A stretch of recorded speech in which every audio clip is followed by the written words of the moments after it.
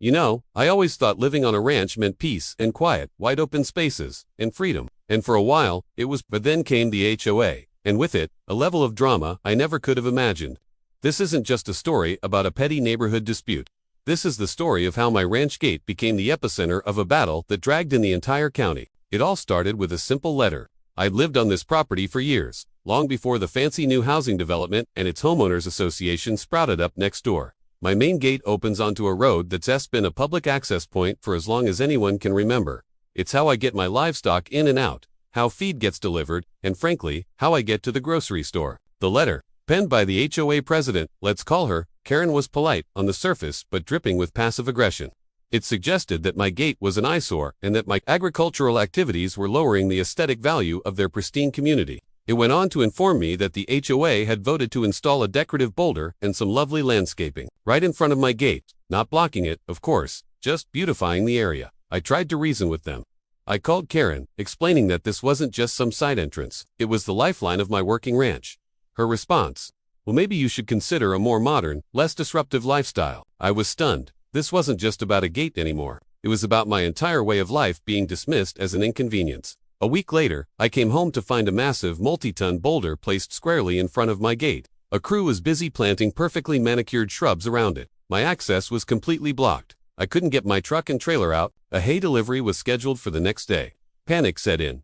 My first call was back to the HOA. Karen was smug. She informed me that they had followed all their internal procedures and the beautification project was complete.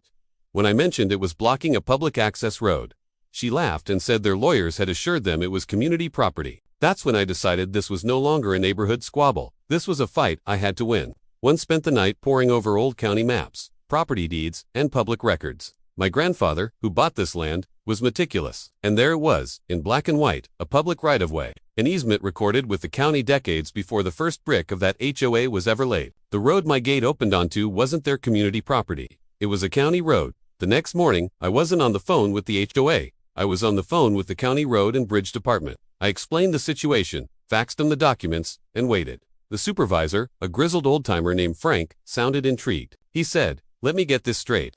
Some neighborhood association blocked a county-maintained road with a rock." I could almost hear him shaking his head over the phone. He promised to look into it and send a crew to investigate. The next 2 days were tense. The HOA sent me another letter, this time a formal notice of violation for my unapproved agricultural equipment visible from their properties and threatening fines. It was pure intimidation. They thought they had me cornered. Then, on Wednesday morning, it happened.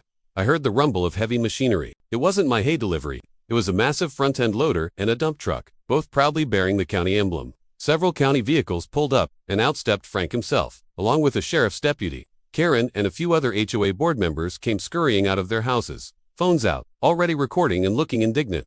"What is the meaning of this?" Karen demanded. "This is private property." Frank, bless his heart, didn't even flinch. He tipped his hat and said, "Ma'am, this is a public right-of-way, and you've illegally obstructed it. This here is a county road." He held up his own copy of the plat map. "UVA got about 5 minutes to remove your personal effects before we do it for you." The look on her face was priceless. It was a cocktail of shock, outrage, and dawning realization. She started sputtering about lawyers and lawsuits, but the sheriff's deputy just calmly told her to step back onto her property or she'll be interfering with county operations. What followed was the most satisfying 10 minutes of my entire life. That giant front tent loader, a machine built for serious work, approached the decorative boulder. With a deafening scrape and a groan of stressed metal, the bucket scooped under the rock that had been my prison. It lifted the multi-ton symbol of their arrogance into the air, as if it were a pebble, and unceremoniously dropped it into the back of the dump truck with a thunderous crash. The perfectly planted shrubs were next, scooped up like weeds. The HOA members just stood there, their jaws on the perfectly manicured ground. Their ultimate weapon, their symbol of control, was being hauled away like garbage. Frank walked over to me, tipped his hat again, and said, "Road's clear. Have a good day, sir." And just like that, the cavalry left. The aftermath was quiet. The HOA was forced to pay the county for the cost of the removal and disposal. I received a very terse, lawyer-approved letter of apology, which I promptly used as kindling. The empty space where the boulder used to be now serves as a constant reminder of their epic failure. This whole ordeal taught me a valuable lesson. Sometimes, you have to fight for your rights, even when it feels like you're up against an immovable object. And sometimes, all it takes to move that object is the right paperwork and a call to the county road department. They might not have come in on white horses, but to me, That front-end loader was the most beautiful chariot I had ever seen. The ranch is peaceful again, the gate swings free. And I have a feeling the HOA will think twice before they ever try to beautify my way of life again. Thanks for watching my story. If you've ever had your own crazy HOA battles, drop a comment below. I'd love to hear them. Don't forget to like and subscribe for more tales from the ranch. See you next time.